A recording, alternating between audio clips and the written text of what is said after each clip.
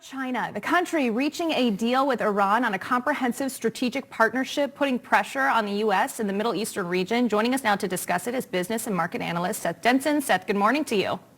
Good morning, Rachel. I actually just saw your tweet. I liked how you say China is playing a game of chess here, economic chess, if you will, taking advantage where the U.S. is not, China and Iran reaching that economic deal. So what could this mean for the U.S. moving forward?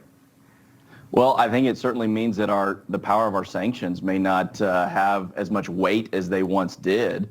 I mean, listen, it also means that maybe even our military measures are weakened. I mean, if you think about Iran and our ability to either economically sanction them or even have the power of the military might, it's not likely we're going to use that military might if facilities in Iran are staffed with Chinese nationals.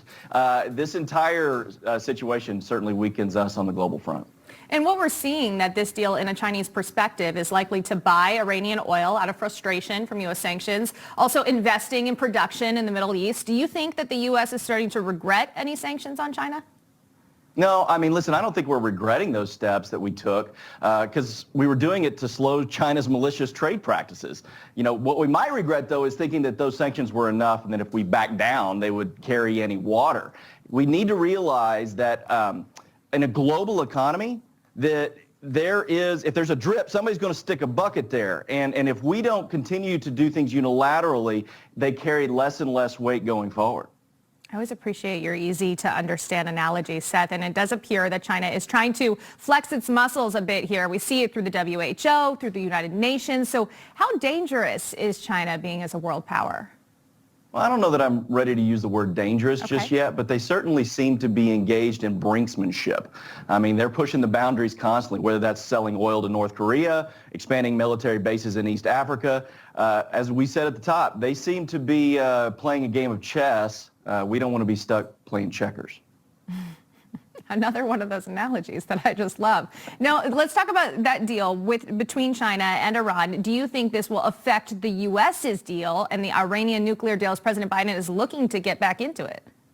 Oh, sure. I mean, this is going to significantly weaken our position on any negotiation with Iran. I mean, if they've got China at their back, what's the need to try to cower to anything that the U.S. is trying to accomplish through any negotiation? I think that we're going into this very weak now as a result of this deal.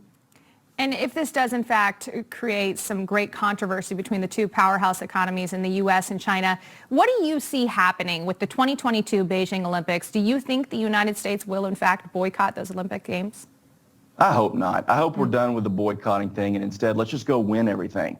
Let's send our athletes over there and win. I mean, I think that's your best position of strength to say, we're not going to back down. We're going to show up. We're going to fight on your field, and we're going to win.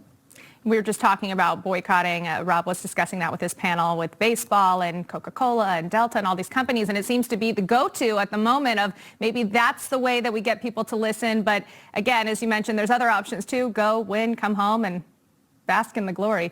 Seth, let's talk about China dipping, though, a bit to cryptocurrency. They made the yuan digital. So what do you think the plan is here? Do you see China maybe using cryptocurrency as a form of payment in this deal to attempt to overtake the U.S. dollar?